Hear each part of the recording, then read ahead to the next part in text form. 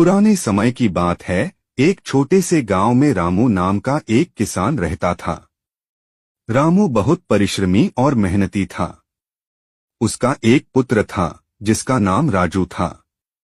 रामू ने अपनी खेती और मेहनत से अपने परिवार को सुखी रखा था।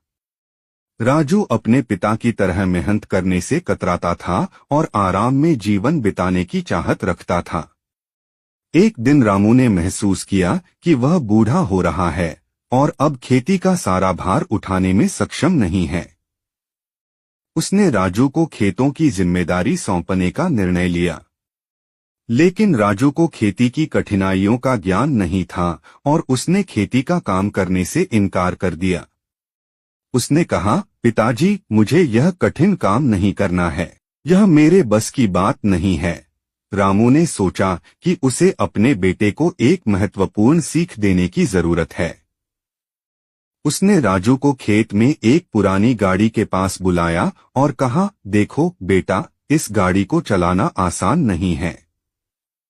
इसके पहिए पुराने हो गए हैं और यह चलने में कठिनाई पैदा करती है।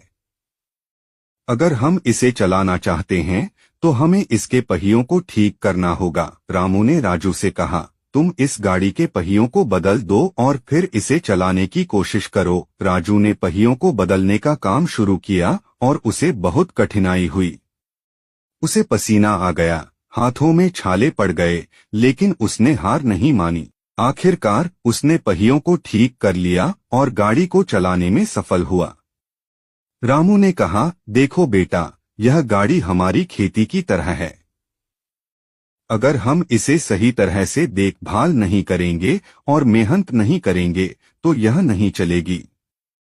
लेकिन जब तुमने प्रयास किया और मेहनत की तो तुमने इसे चलाने में सफलता पाई। राजू ने अपने पिता की बात को समझा और खेती के काम को गंभीरता से लिया। उसने मेहनत शुरू की और धीरे धीरे खेती में सफलता प्राप्त की। वह अपने पिता के नक्शे कदम पर चलने लगा और उसकी मेहनत ने उसके जीवन को बदल दिया।